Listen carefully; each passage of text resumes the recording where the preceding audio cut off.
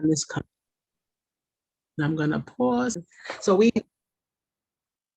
want to just do some housekeeping. This is our safety culture edition of the Safety Divas Mindset.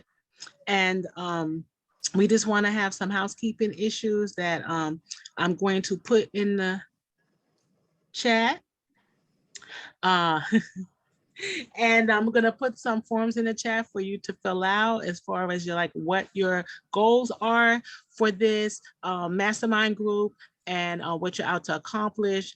And Alicia, we've had some contact. So basically, like, what you're out to accomplish for last week, if you want to just fill into what you actually did with your SMART goals for last week, and just like have a little quick report about what you accomplished and what you're setting for next week.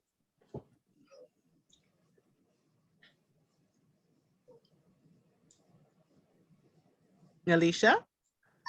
Okay, well, my short-term goals are to land a safety director role. I'm actually in the process of interviewing for a role. It's a confidential role, so I do not wish to name the company. Of course. But in the last 4 months, I've been very selective about the roles that I've interviewed for, and this is actually the 4th director level position that I've interviewed for, and 2 of those roles have been director for the Americas. So I know that that's where I'm at in my career, and at this particular point, it's just a matter of time of finding the right opportunity, and I think that this particular role is the right opportunity. And last night, I actually interviewed with the CEO of the company, via Teams, and next steps is the on-site to meet the team, and it almost feels like a mere formality with the on-site, so I'm really excited about that. And I thank Crystal for being there when I had to put together a real quick case study at the last minute, and her encouragement. So that was really exciting, and I knocked it all out the park with that case study. Wonderful, wonderful, wonderful. So for next week, what do you have as like a goal besides your interview and landing a job? Anything else that you see creating for your own safety future things you want to do that you see creating for next week? No, not at this particular point, and that's only because I'm preparing to go to ASSP. Oh, okay, well, that's a goal. Right, so ASSP and do some networking, and then I was planning to fly back and return on Thursday, but it looks like we'll be cutting my trip out there short and leaving from Chicago and flying to the interview, and then they'll just fly me back home. So they're working on the airline fares and everything at this point. Wonderful, wonderful, wonderful. Okay, and so for me, I have stepped out to have my business be not my side hustle anymore, to be my full-time gig and full-time. So I am up to branding Safety Diva, full-time business, partnering with an existing business that I've had partnership with, and we're getting together a joint venture so that I can bring my expertise to her, she could bring her expertise to me. So we're in the process of creating a joint venture and a totally new company between the 2 of us. And we're doing a memorandum of understanding so that we can each bring, it's kind of like a prenup, right? We can each bring our goals to the table about what we want to have ultimately as a company that, can thrive. And as she retires and she makes her way out, and I'm like creating my future, that we can just help each other. That's what I'm up to for next week. So I have my homework to, just get the legal together and get database together for our personnel that we're going to have, and just look at what our roles are going to be. So that's what I'm being held accountable for next week. So I will report next week what we accomplished in getting that set up. And that's for me. How about you, Rod? This is Rod, everyone. He's going to be doing our presentation today for safety culture. And Rod, what goals do you have for upcoming for your business? And then you can tell us a little bit about yourself, and then you can. All right, excellent. Thank you very much, and thanks everybody for tuning in and listening. And definitely thank you to the Safety Diva for inviting me to do this. I'm known as the safety guy, and that actually all kind of started with my license plate on my truck. And it's actually, it's a Louisiana license plate, and it says SAFTGUI. That's my license plate. So I'm known all over around here as a safety guy. But thank you very much for inviting me. I'm the health, safety, and environmental manager for a company called Empirical. And we engineer, design, and construct utility systems. So not power generation, but everything else. So from the substation, transmission, distribution, switch yards, all that, all the way to your house. And so that keeps me extremely busy. I just got through writing my first book. It'll actually be on shelves, virtual shelves in Amazon, probably the first week of next month in July. It should be out. And actually we'll talk about that here in just a little bit. I'm the keynote address speaker at an event in Long Beach, California. And then I come back home for a week, and then I go right back out there. No, I go to South Carolina first, and then I go back to Long Beach again. So I'll be in Long Beach when Nalisha is in Chicago for the ASSP conference. So have a good time up there. Those are always a lot of fun. I've spoke at 2 of them this year, and I always enjoy the ASSP conferences a lot. So I'll get right into this presentation, guys, if you don't mind. And no, I'm not. No. So I've been in health and safety for a little over 30 years now. I started my career in the United States Army. I was an Army combat medic. And this was back in the early 90s, actually in 89 and 90, 91, 92, that time frame. I didn't realize it, but the medic is the safety guy for the Army. You know, I was doing it back then and didn't even realize what I was doing, you know. Mm-hmm. You know, I did a few other things in law enforcement, which is public safety.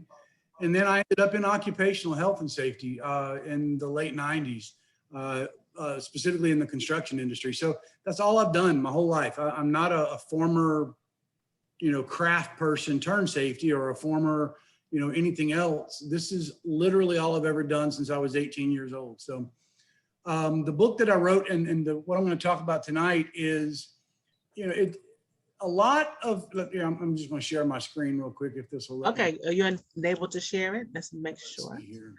Good. All right. There Great. we go. So let me see if it'll let me start the presentation.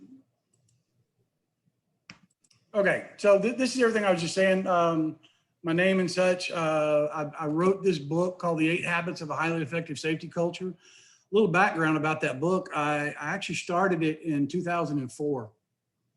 And on and off over the years, I'd start it and I'd stop. I'd start it and I'd stop. And here we are almost 20 years later, and 6 of the original 8 habits are still the same today as they were 20 years ago. Wow. The only difference is we have shifted from more of a behavior-based approach to safety to a more human performance approach. So habits have changed. And I'm not so egotistical to think that others may not change again in time. But for now, these are 8 very specific habits that will absolutely help you modify, change, build, recreate, whatever it is you want to do with your safety culture. And just for definition's sake, just so we're all kind of on the same page, safety culture. And a lot of people ask me, well, define that. What does that mean? Here's what I mean by it. What are your employees doing when nobody's watching? That's your safety. So whatever that is, good, bad, or indifferent, that is your safety culture. So when you know what your employees are doing when no one else is watching, then you know you have a good safety culture. So the first thing I want to ask is, first of all, how does safety become a culture? I just like you guys, I'm a member of many different social media groups and such. And I've been a member of a group for quite a while. And I made a simple comment, right? I like to talk about things that will try to engage people. Comment that said, behavior-based safety is outdated and counterproductive. And I got kicked out of the group and blocked. So please understand, I'm not talking bad about behavior-based safety. what I'm saying, and some people say, well, you can't have a safety culture. That's not true, right? It's absolutely not. A culture just is what are the habits, what are the things that encompass your life? And the culture, I mean, there's so many different types of cultures, from, religious cultures to, male, female. I mean, you can go a million different ways with this, but safety in general can and does have its own culture.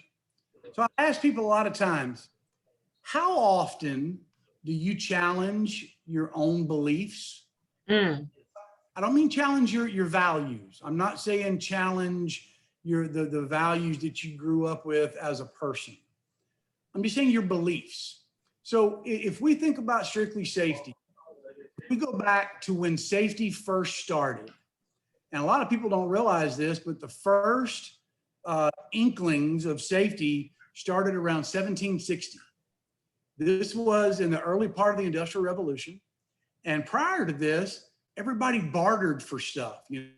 Crystal, if I needed some a chair, you were the person that built all the chairs, and I had some cows, so I'd bring you 2 gallons of milk and you'd give me a chair. And Alicia would, she had beaver pelts, and if she wanted some milk, she'd bring, and we bartered for everything. There was no monetary systems, therefore there was no safety. There was nothing in place.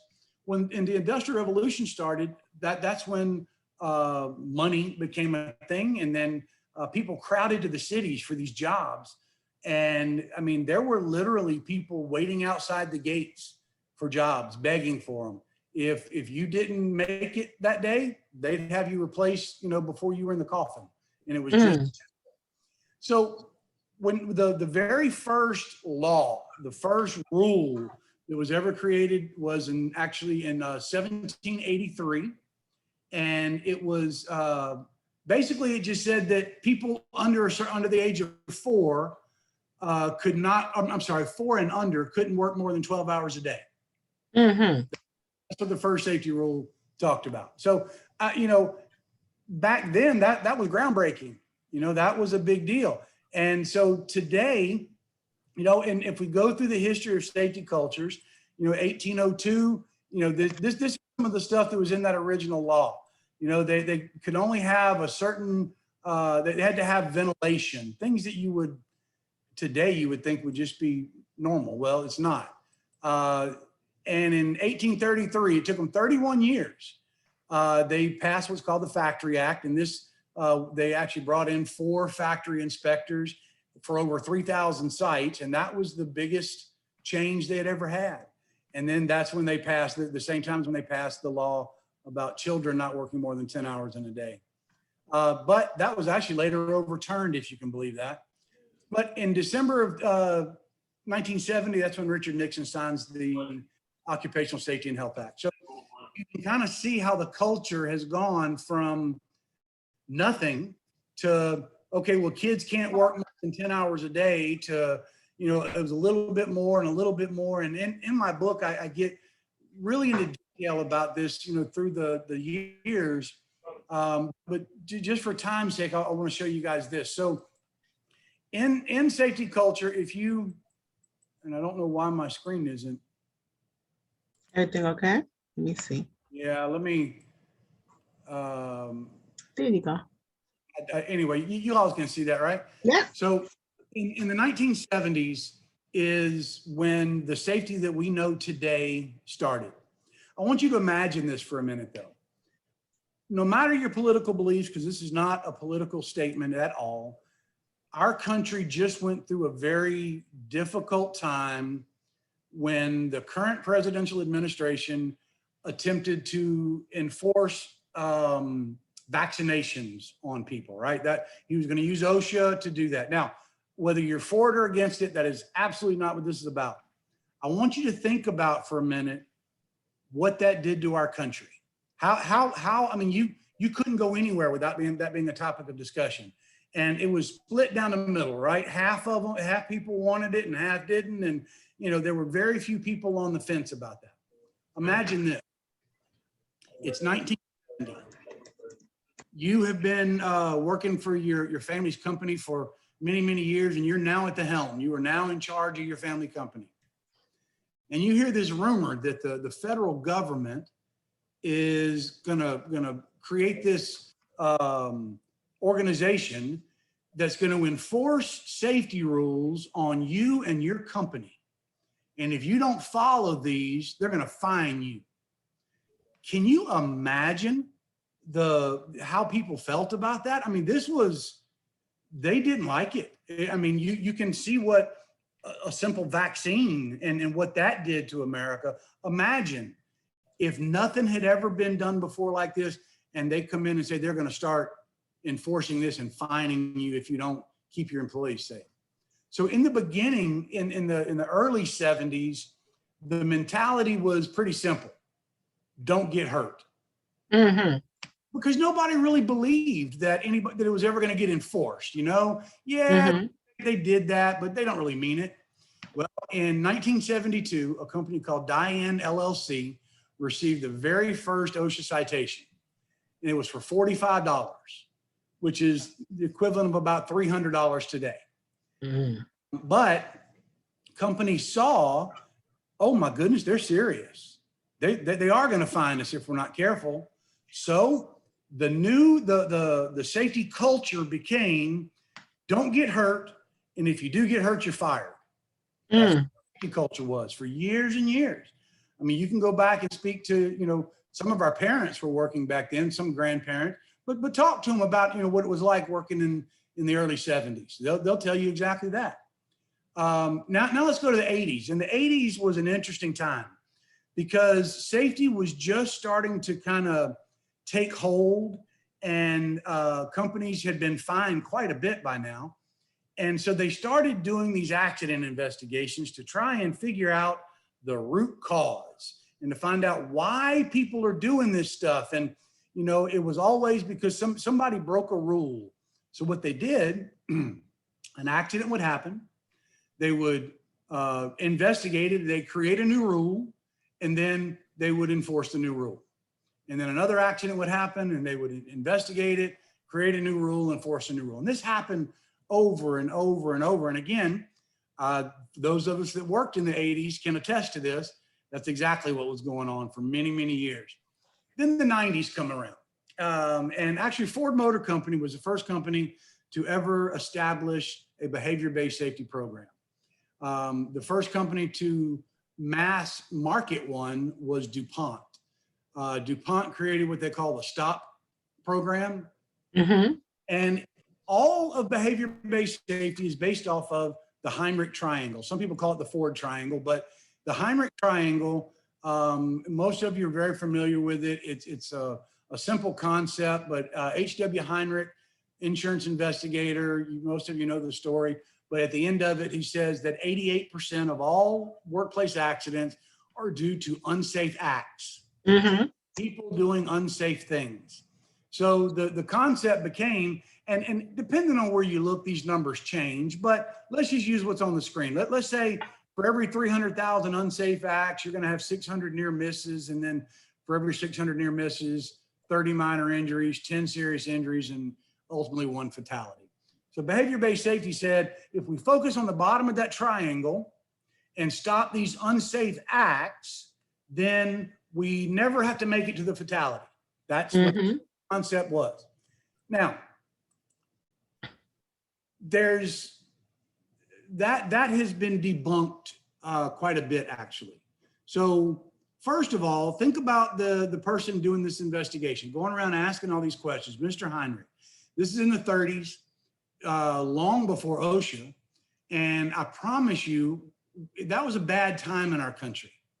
The Great Depression, a lot of bad things going on. Imagine what would happen if you talked bad about your company. You wouldn't have a job for long, okay? So when Mr. Heinrich comes in and he asks you, the employee that was injured, if you were even still there, or maybe he asked your supervisor or manager, how did that happen? How did that employee get hurt? What do you think they told him? That it was an organizational issue, that we caused the problem? Of course not. Mm-mm. Sir, it was that employee's fault. He didn't follow the rules, right? That's what they're going to tell him. Heck, a lot of companies today would tell him that. But the truth is, people were telling him that, and they weren't going any further than what's at face value. And everything was pointed at the employee back then. Now, again, not to take away from behavior-based safety, because I want you to look at this graph just for a second, and you can see, this goes way back to 72, but right about in the middle of that graph there, you can see that's 1992, okay? Right. Can you try presentation mode and just see if let me see if it'll let me do that again. Yeah, so we can see a little. There you go. All right, there we go. So you can see right here in the middle, about 1992 is right around in the middle there. And back in the early 70s, the average incident rate for a company in the United States was 10.9. Now, behavior-based safety starts right here about in the middle, and you can see this massive drop to the far right over there, going from the middle of the screen down to the 2.8. I mean, look at that. I don't know, that's probably around an 8 point something to a 2.8 for an average incident rate. That's really, really good. But remember, we were supposed to be avoiding those significant injuries and fatalities if we focused on this stuff. Well, see, if you overlay that same graph with another graph from 1992 to 2018, these are the fatalities that happened in that same time frame. 6,217 back in 1992. Wow. 5,250 happened in 2018. That line's almost straight across. So yeah, we're doing great with the cut hands and the broken bones and stuff like that, but we're basically killing the same amount of people as we were 20 years ago. Behavior-based safety served its purpose, okay? It did what it was intended to do or what it was capable of doing by reducing those recordable accidents. Just like I shared from the beginning of this presentation till now, we have to understand that things evolve. And now it is time for us to evolve, all right? It's time for us to take the next evolution in safety. It's time for us for a paradigm shift to what safety is and how we view and how we do safety. So I want you to take a journey with me. For the next little while, we're going to take a quick journey, and I'm going to show you some things that some of you are going to go, wow, I never thought about it that way. The first part of this, and I'm going to be, for the sake of time, I am not going to go through every one of these, in depth. I'm going to cover them pretty quick because actually number 6 and 7 are the ones I want to talk a lot about. But habit number 1 in our 8 habits is, number 1, is safety a priority with your company? Most people I ask that question to say absolutely. Well, let me tell you this. Stop making safety a priority, okay? If you think of safety as a priority, because by definition, priorities are designed to change. And priorities are things like when I wake up in the morning, I like to have my coffee, I like to take a shower, I like to brush my teeth, I like to, all these things that I like to do, they're my morning priorities. And Crystal, you have them, Alicia, you have them, and everybody listening, you have your set of priorities. I'm sure maybe it's work out, maybe it's have breakfast, maybe it's get the kids off to school, whatever it is, we all have. There's one thing though, that if you were running extremely late for work, let's say, you had to be at work at 8 o'clock and you look up and you're running super, super late. It doesn't matter how late you are, no matter what the repercussions might be. There's one thing that all of us will always do before we leave our house. Everyone will.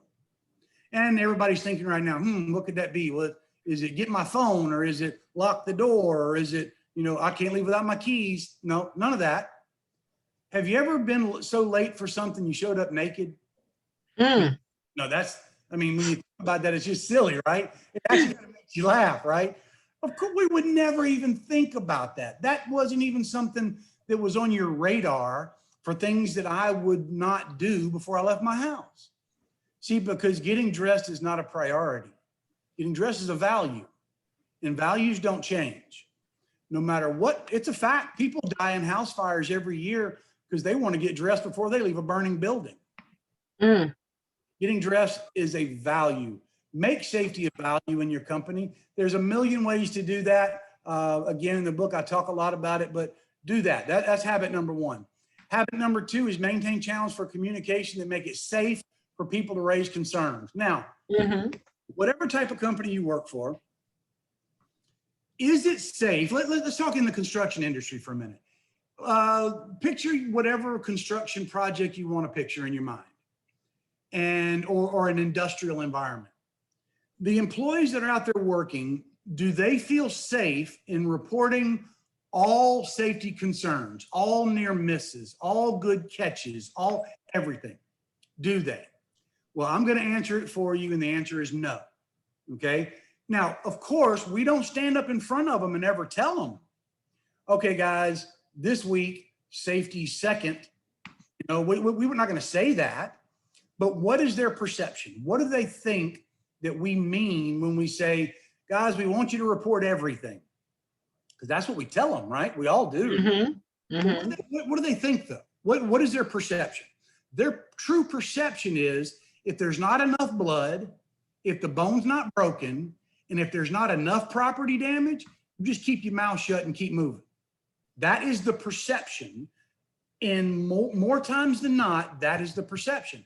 And if you just turned a blind eye to that because, hey, by turning a blind eye to it, they're not reporting all those near misses that are happening. That is a very bad thing, okay? When you can make it safe, when you make it safe for them to report this stuff, that's when you're going to see change. What actually gets reported, okay? Well, accidents involving medical treatment, yeah, that gets reported. Accidents involving injuries that require first aid, yeah, that usually gets reported. Accidents involving injuries that require care at a doctor's office, yep, those do. What about near misses? Do near misses get reported? Think about it. When was the last near miss that was reported on your project or at your company? We'll get back to that in a second. What about a good catch? When was the last good catch that got reported? Think about that for a minute. Unsafe acts by someone else. When was the last time that got reported? What about unsafe conditions? So the thing is this, if I can make it so that these things on the screen right there, the near misses, the good catches, the unsafe acts, all those things, if I can make it celebrated when those things are reported, it is no longer negative when you report a near miss. It's a celebrated event. You know, I mean, if they finish the job ahead of schedule, you throw them a pizza party, right? Well, if they report enough near misses that week, you need to throw them one then too.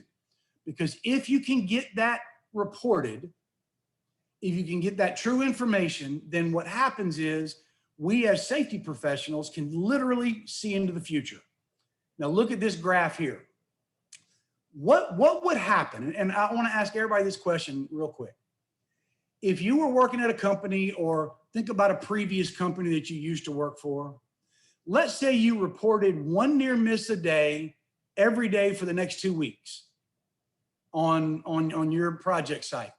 What would be the reaction of the management of your company?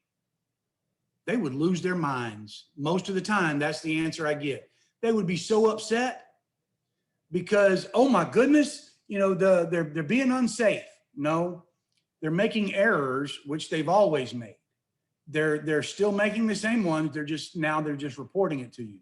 But you look at my little graph here to the left, and you can see right here in week number 1, let's say that paradigm shift happens and we understand that our project reporting of those near misses is a good thing. It's a positive thing. And we actually start to get that information coming in. And hypothetically, let's say over this first week period of time here, you get a bunch of reports of, I don't know, Crystal, you see some people not wearing gloves, and Melissa, you see some people have their hands in pinch points, and I see some people that are wearing the wrong gloves, or whatever. The point is, it all has to do with hand injuries, okay? We see all this stuff, we see these near misses, and they all end up being around hand injuries, hypothetically. And if we put that into a system where I can track that information, when I pull it up on a graph, guess what I see at the end of the week? I can see that hand injury line right there starting to go up, right there to the top of that apex of that triangle. And that's where I'm going to take action. I can see it about to happen. I know you're about to have a hand injury. I don't know where, and I don't know when, but I promise you, you're about to have one. So now what we can do is we can get out in front of that. We can now start implementing things that are, we'll talk more about in a second, but the fact is we get out in front of it and start doing safety meetings on hand injuries. We get them some new gloves. We show some videos of people getting their hands crushed. And we talk about this stuff every day for the whole week about hand injury stuff. And what happens to that line the next week? It goes right back down to where it was before. We just avoided a hand injury. And that works for every type of injury. But you have to get those near misses reported. In order for them to report it, though, they have to feel safe in order to report that. So paradigm shift number one is we have to get those things reported. Near misses should be celebrated. Now, we're going to keep going here. This is just how to establish trust to get people to report those things. Again, I'm not going to dig too deep into that, but here's a list of stuff. I'll gladly share this whole presentation with you guys, and you can take your time and go through it. I'll gladly speak to any of you, whether it's Teams or WebEx or on the phone, and we can go through it together, and I'll explain it in depth to you. Habit number three. Habit number three is to make safety the responsibility of operations. So what has been historically the job of a safety professional? All right, how many of you have ever had the job of, let's go find people doing stuff wrong? I've done that. I used to be that safety guy. Yep, I was. What about you have the authority to terminate people, and if they don't follow the rules, then I'm going to write you up and I'm going to get you. I used to do that. I'll be honest. You're the rule enforcer. Oh, and you're also the distributor of all things PPE. You are in charge of handing out safety glasses and gloves and hard hats and whatever else it takes. Let me tell you something. Nothing on that list is the job of a safety professional. Not. Here is what a safety professional's role is. Monitor, audit, review, advise. That's what we do. Yes. Because operations owns the system. Operation owns that program, okay? Yes, most of the time we write it. Yes, most of the times we update it, but that's all part of what we're doing. Monitor, audit, review, advise. Monitor the programs, monitor the project, monitor the offices, you monitor everything. Perform audits on your people, on your systems, on your programs, all of that. Review all of that stuff. If something's happening, do after action reviews. And then advise your client, which is your company, on the best way to fill in the gaps. This is our job, not all of that stuff. Absolutely not. We have to get to a point to where operations owns it, and this is a safety professional's job. Remember, it's value driven and operationally based. Habit number 4, focus left of 0. I'm gonna make this one pretty quick. What this is at the end of the day, focus on the leading indicators, not the lagging indicators. Mm-hmm.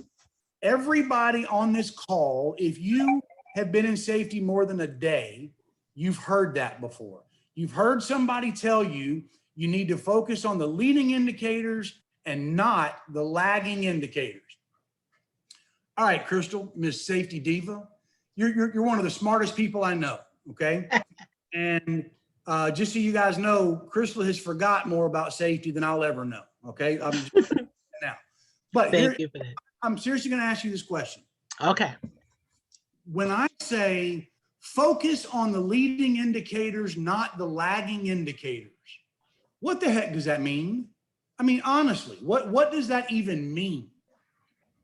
And you're a very seasoned, very bright safety professional. And right now you're running through your mind, oh crap.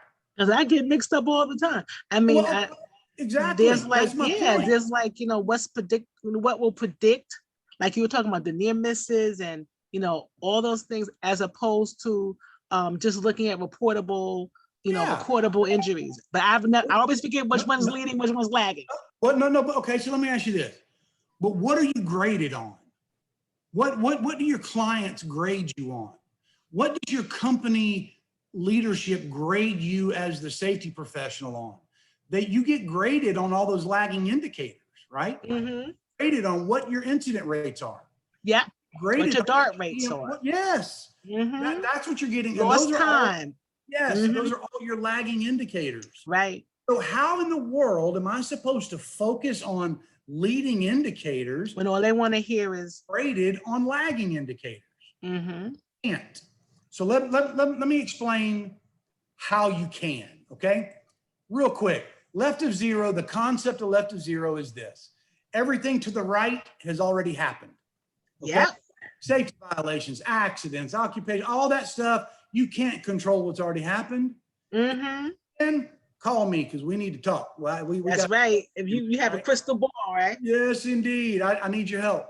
But on the left of zero are the things you can control. I agree. What do the JHAs and JSAs look like? What are the quality of them? Are they being done correctly or are they just being? What about your human performance tools, the human performance traps? Are people identifying these things and putting them and mitigating them, or are they just, forgetting about it? What about doing pre-accident investigation type stuff? That's some deep stuff. And I have a presentation on that separately. It's based off of a book by Todd Conklin, but pre-accident investigation is a mindset, okay? Near miss reporting. All those things are the things that you can, notice I didn't say near miss happens, okay? Near miss happens is over here. The reporting part of it goes on the left though. It's the same thing as saying leading versus lagging, just another way to look at it. So what do we measure? OSHA incident rates, the experience modifiers. Can those things be manipulated? The EMRs and the incident rates? An incident rate, have you ever known a company to maybe just not put something on that log? Mm-hmm. That is wrong, everybody. It's against the scale. Yes, it is. But we all know companies do that. It absolutely happens. Those incident rates can be manipulated. The EMR, oh my goodness, manipulate easy. I mean, think about your auto insurance. If you back to a parking block in the parking lot of Chick-fil-A, are you going to run down to Geico and turn that in? Because it's only going to cost you $500 to get it fixed. You've got a $2,500 deductible, and it's going to make your insurance go up. So what you going to do? You're going to pay for it out of pocket. Well, guess what many companies do? Yes, they do. Pay for those small ones. They pay for that, even some record. Absolutely. Pay for that out of pocket, keeps that EMR down, right? Mm-hmm. They can be manipulated. So by focusing on the leading indicators, here we go. There's that graph again, right? We had that paradigm shift. We start reporting all those near misses. We get up to the apex there in the middle of week 2, and we take some action. Well, all of these things right here, the safety meetings, new training, safety alerts, positive reinforcement, additional observations, human performance tools, all of that stuff, those are leading indicators. But the only way you can focus on them is if you have habits 1, 2, and 3 in place already. You have to make it safe for people to raise those concerns. Operations has to own the safety program, and safety has to be a value in your organization in order for habit number 4 to even come into play. But once you get those 3 working, habit number 4 would be next. And you can do this. You can focus on the leading indicators after you get that other stuff taken care of. Habit number 5, and I'm gonna slow down in just a second because these next 2 I want to talk about, but stop managing people. Okay. And yeah, I said that. Stop trying to manage people. You can quote me on this. You cannot manage people. You lead people. You manage situations. You lead people. Now you can lead them in the right way or the wrong way, but you're leading them every single time. If your title like mine says manager, the people that report to you are following your lead. Trust me, they are. They're seeing what time you get to the office and what, all the stuff you do, and they're following your lead. You are leading them whether you know it or not. So the health and safety performance is a reflection of your corporate culture. And in order to stop managing people and start leading people, you're going to have to study leadership. Again, in the book, I go into it in depth, but for now, we're just going to kind of run through it. Leadership is different from management. Okay. Management, they set out to achieve goals. Leaders are more intent on thinking ahead and capitalizing on opportunities. True leaders develop other leaders. That's what they do. And we can keep going. There's a lot of other stuff on how to become a leader. Here's some great books you can read. There's a lot of stuff. Focus on being a leader. Become a leader in your organization, and that's habit number 5. Habit number 6. This one is one of the habits that did change. Number 6 changed from something to do with behavior-based to this right here. Stop trying to fix the worker. Fix the work. All right? Behavior-based safety, while it served its purpose, it's not conducive to long-term culture change.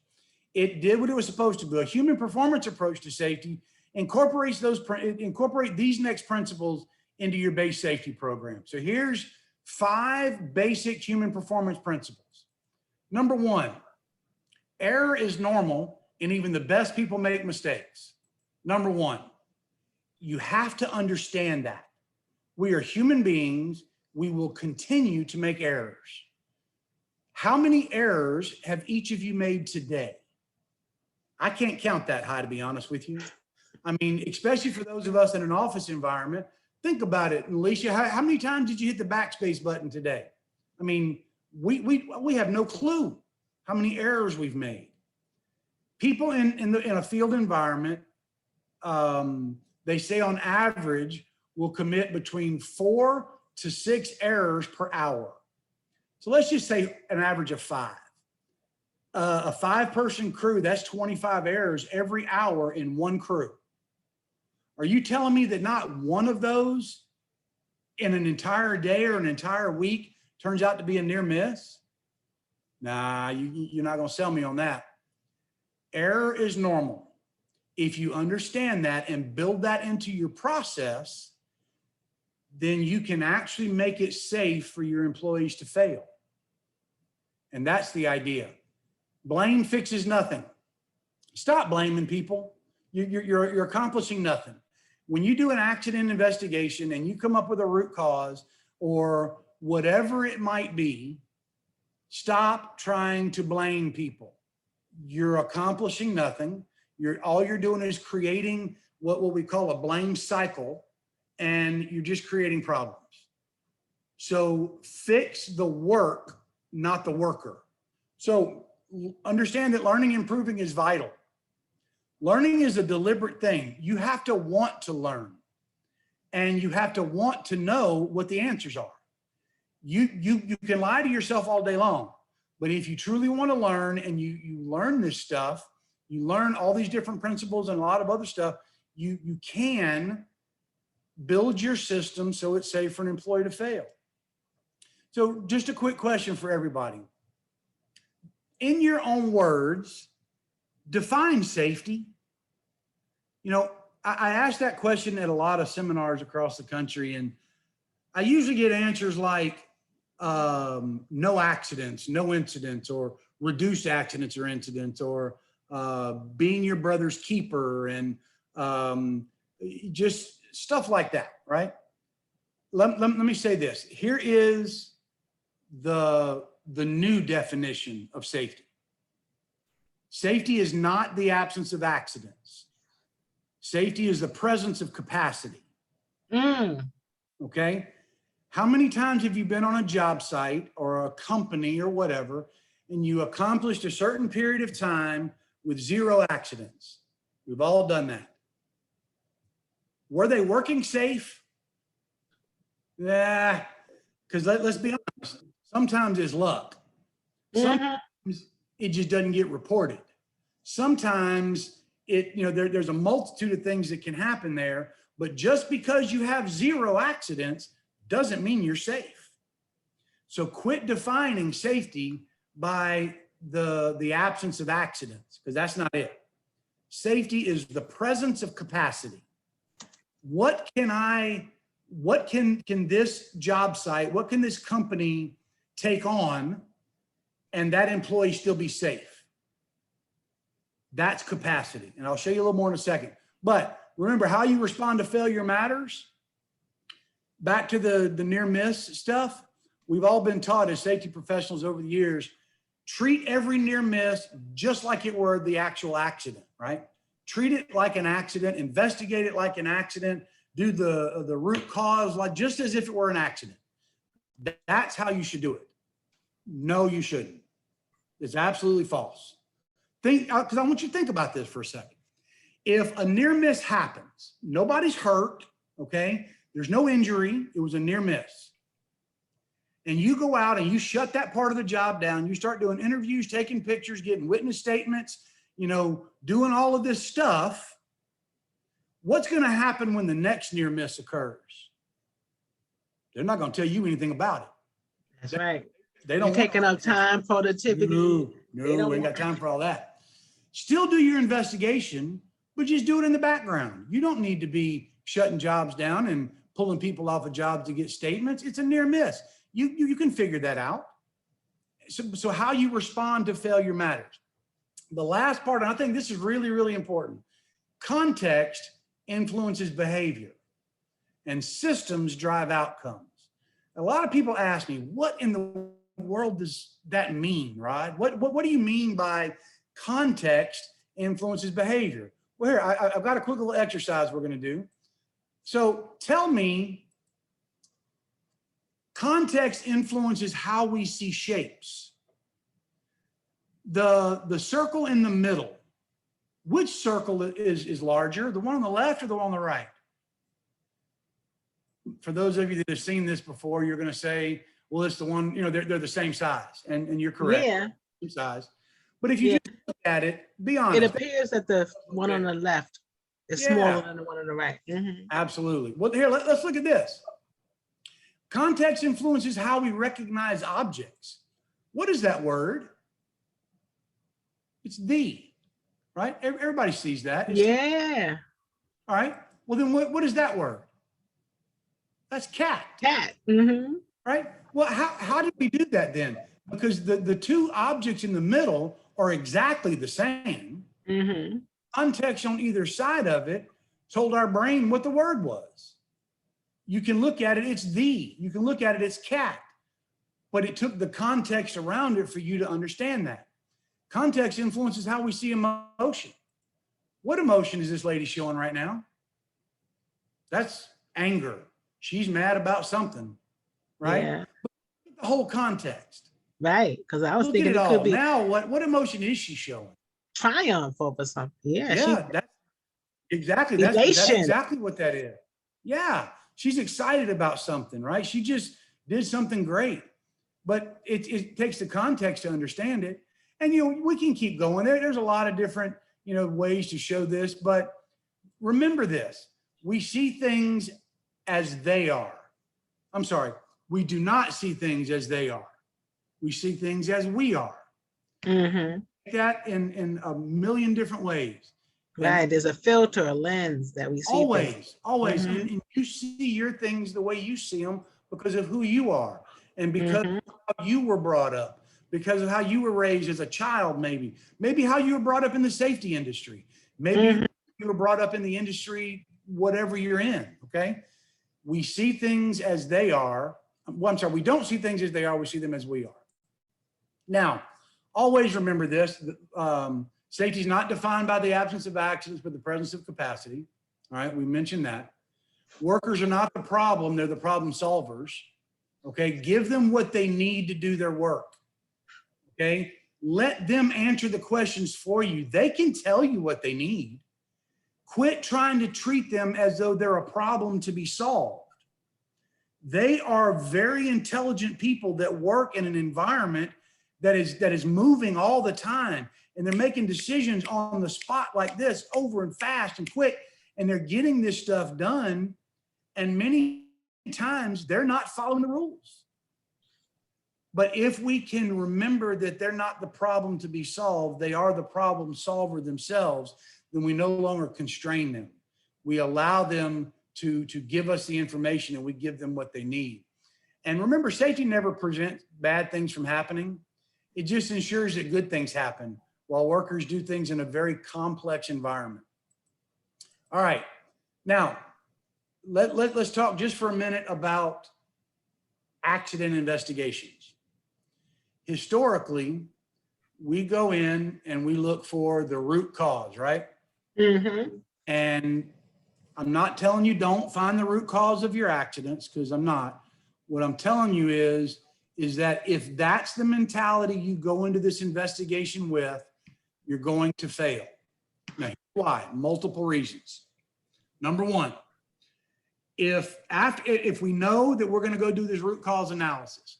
Now, how many of you out there listening to this tonight have done a root cause analysis at some point in your career? We all have, right? Okay. Mm-hmm. Let me ask you this.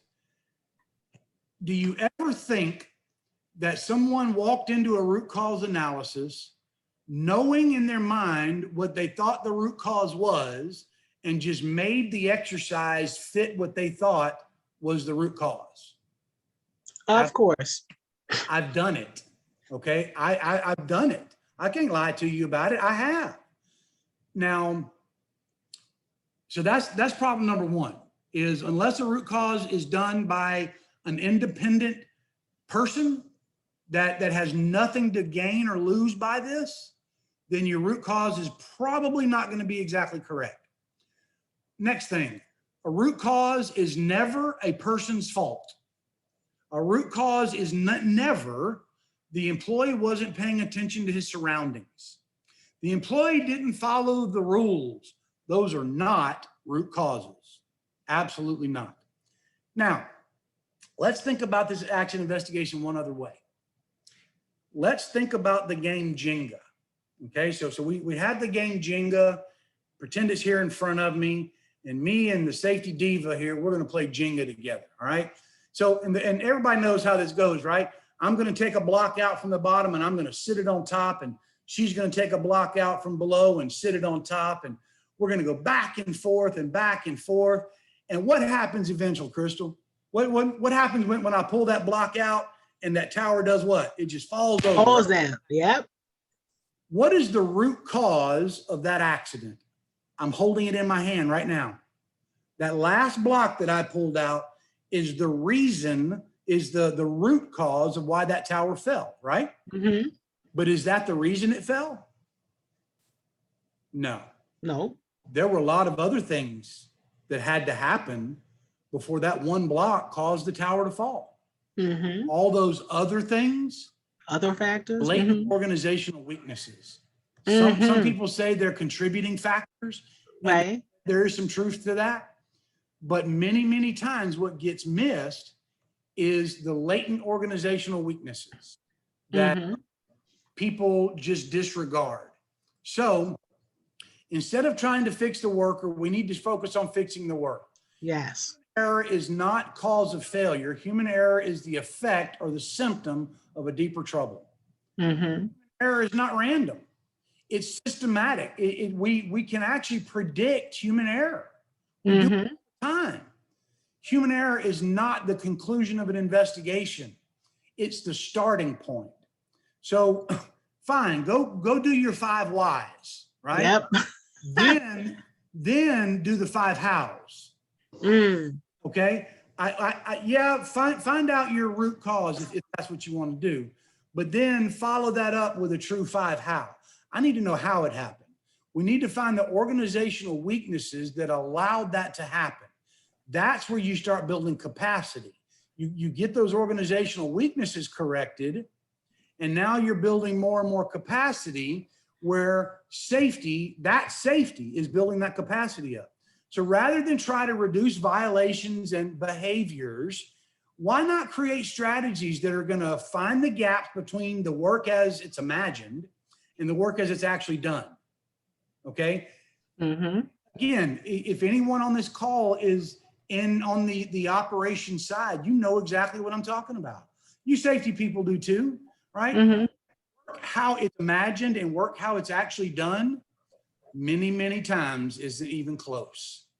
So why it exists, what keeps it in place, and how it relates to priorities among the organizational goals, okay? So stop trying to reduce those things, make the employee accountable, but stop trying to blame them. So I'm not going to show this video just for the sake of time, but I'm going to share it with you. Now, I'm not sure how many people on this call tonight are fans of NASCAR. I'm personally not, although I am from South Louisiana. However, I know a lot of people that are. And I know some people that will, boy, they will stock car you come Monday morning talking about their favorite drivers and all this stuff. But everybody here has at least seen a highlight from a stock car race. And if you something like that picture right there, huh? With a car flying through the air and it's on fire and all this other stuff. So let me ask you something. Let's treat this race just like we would a normal accident. So here we go. We've got these professional stock car drivers. They're driving around in circles. Okay, well let me back up. Let me ask you a question. Even those of you that know nothing about stock car racing, 21 years ago this year, there was a very famous driver coming around turn 3 at the Daytona Speedway. He hit the wall and was killed. One of the most famous drivers to ever sit behind the wheel. And most people are nodding their head saying, yep, that was Dale Earnhardt. And most people know that. Number 3, Dale Earnhardt. Well, you know, he was a very famous driver. Okay, great. So let me ask you this. We all know the most famous person to ever die. So tell me this, when was the last fatality in stock car racing, in NASCAR? It was 21 years ago. Wow. Have the cars got faster or slower? Have the tracks become faster or slower? You know, has the job become more or less dangerous? Look at this guy right now. He's 40 feet in the air, you know, flipping. And if you ever watch this clip, they're going around in circles, and you can see if you watch them, they're bumping each other, they're touching each other. Those are all errors. The errors are going to occur. We're never going to stop them.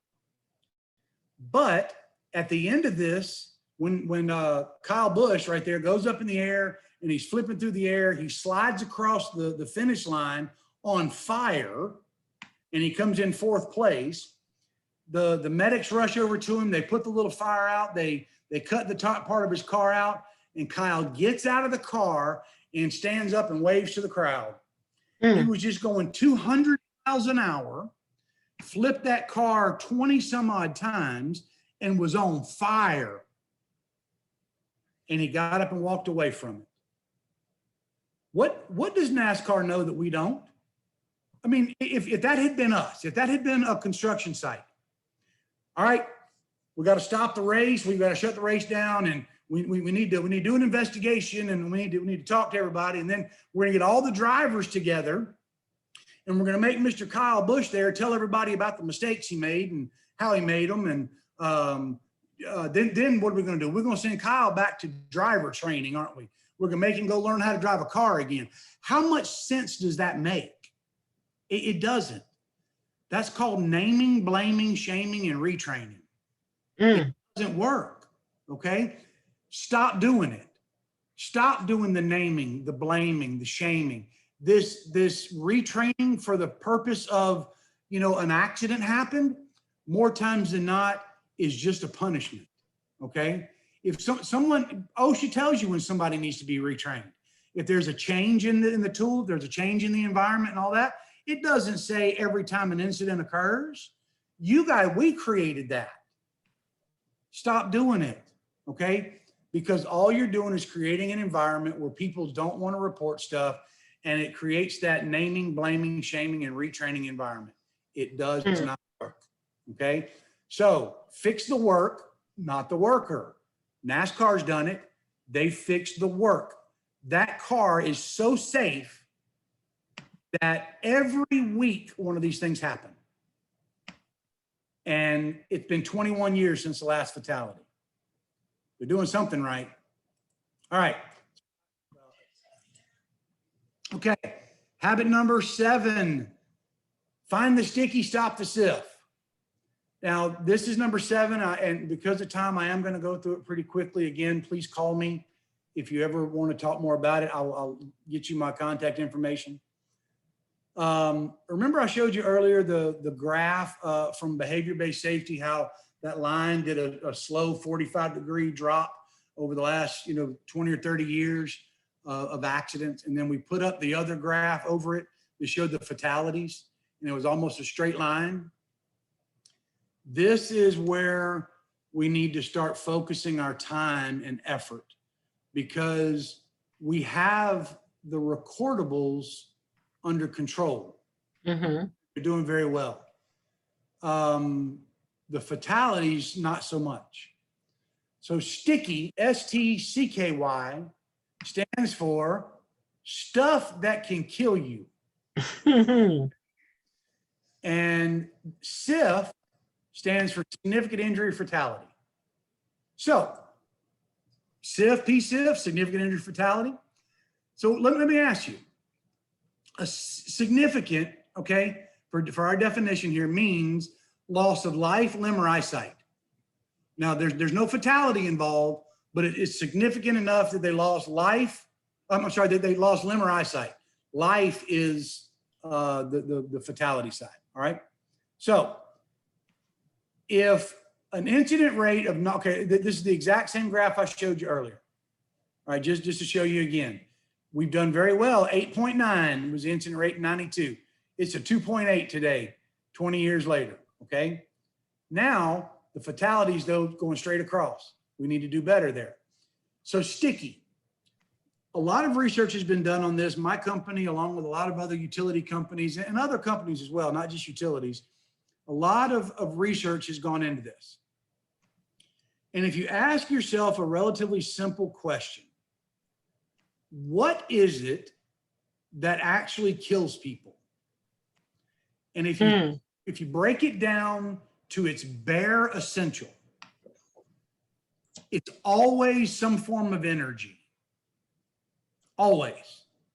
That's what causes the fatality. Now, there's a lot of contributing factors, a lot of organizational weaknesses, I agree. But at the end of the day, it was a form of energy that caused that significant injury or fatality. So what we do in, what the stuff that can kill you, we all perform job safety analysis or job hazard analysis or whatever you call them, but a pre-task analysis before we go to work. All this is, and you're welcome to keep this and have it. I'll send it to you in a better format so you can use it. But what this is, it's a memory jogger is all it is. See, we carry these, I don't have my keys on me, but we have these little cards. We carry this around on our cards. They're on the back of every clipboard on our job sites. They're part of the JSA.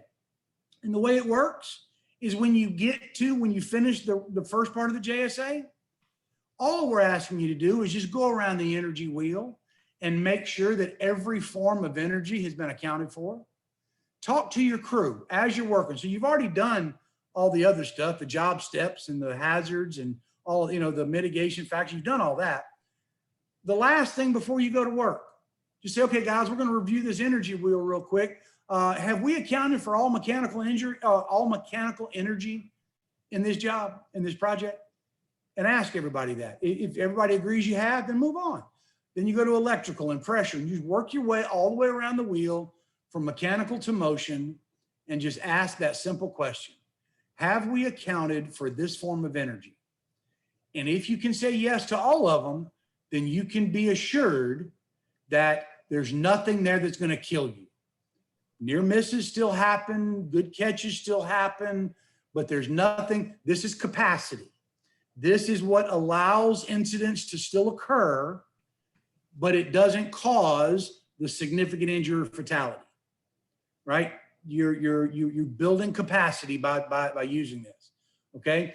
Last one, and then I'm gonna turn it back over to the safety diva. All right. As safety professionals, when you're trying to implement these things, these first 7 habits and the different principles involved, and like I said, I'll give you a list of books you can read to learn all about this stuff. When you're going to implement this, you need to remember this. Stop trying to influence everyone. See, it's a fact that if you try to influence everyone, you're not going to influence anyone. Okay?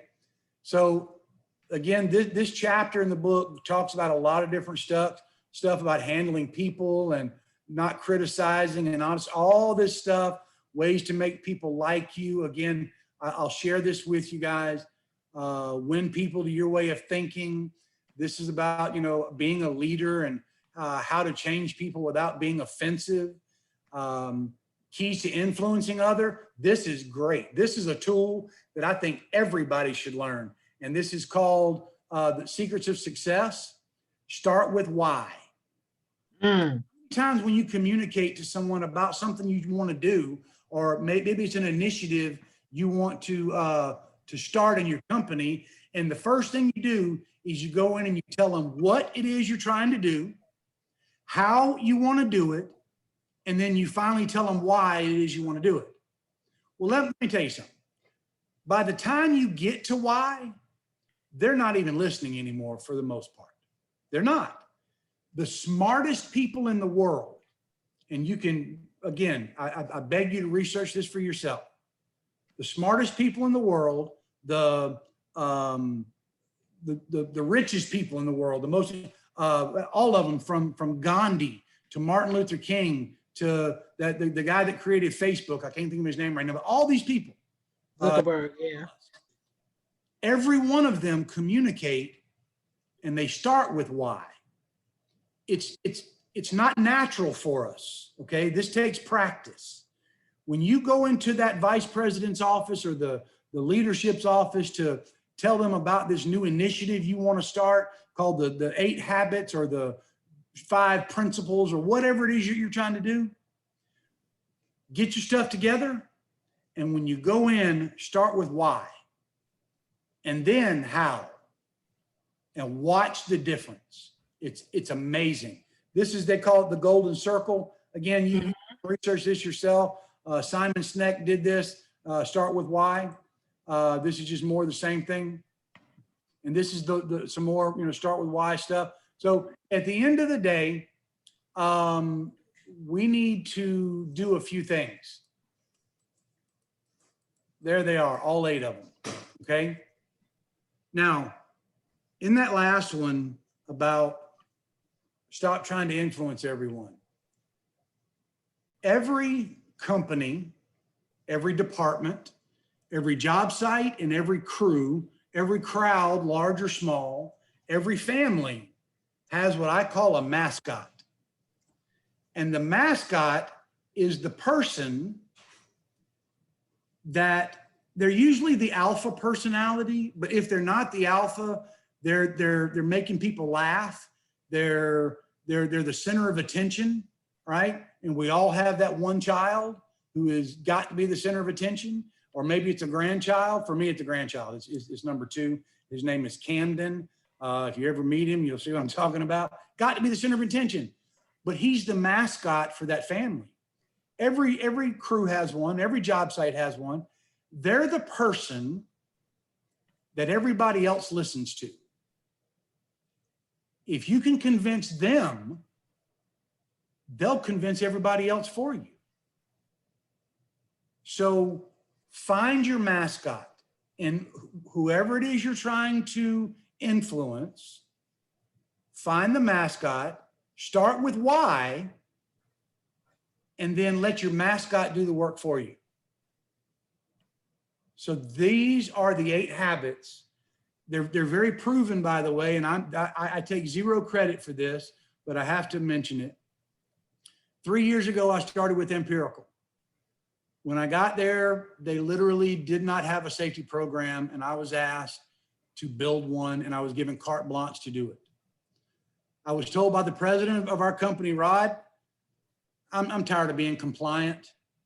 I want to be excellent. Can you do that? Yes, sir, I can. I said, but you need to understand a few things. If we're going to say safety first, we're going to mean it. And it's not free. It doesn't have to be expensive, but it ain't free. Okay. And he agreed. And in September 2022, less than 3 years, Empirical was named one of America's safest companies by EHS Today. Mm. So they name up to 10 companies a year. And you can only apply once every 5 years. So on our first application, Empirical was named one of America's safest companies. It works, guys. It absolutely works. I apologize that I couldn't get in depth in a lot of this. The book No problem. This on is great. Amazon Thank you. before long. And I'll make sure I get that information to you, Miss Safety Diva, so you can show everybody that. And again, I'm available to help coach you through this process. I'll send you the slides. We can work on it together. I'll do talks for your company, whatever it is you need.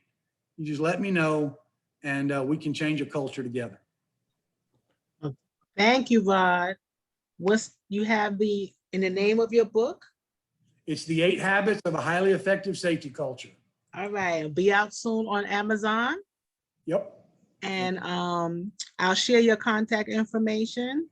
I thank you for coming on. Is there any questions? Let me share my screen. Any questions?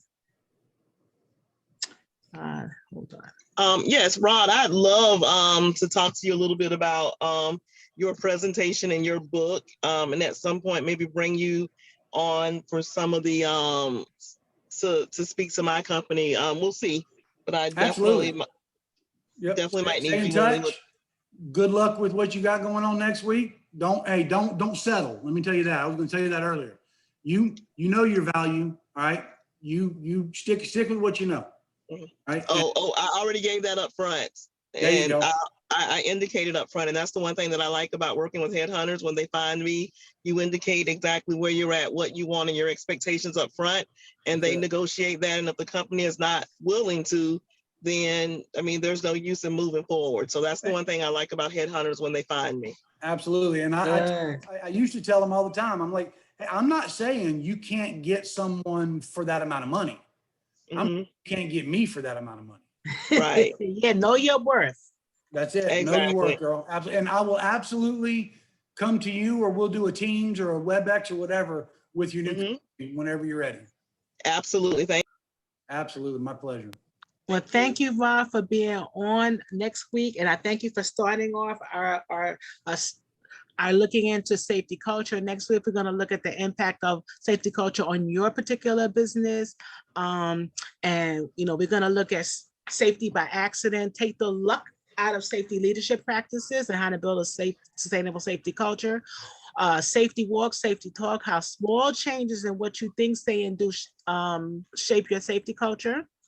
And just looking at some safety culture that BCSP has an ebook, and just look at some slides. And we're gonna also continue our accountability. So look at what you're planning on doing in your upcoming plans. Remember, you are the average of the 5 people you spend the most time with. So we're hanging out with like-minded individuals here at the Safety Divas Mastermind group, looking at the most effective ways to grow both professionally and on a personal level, looking at perspectives and ideas that you just can't get, but by participating in masterminds is just unlike any other.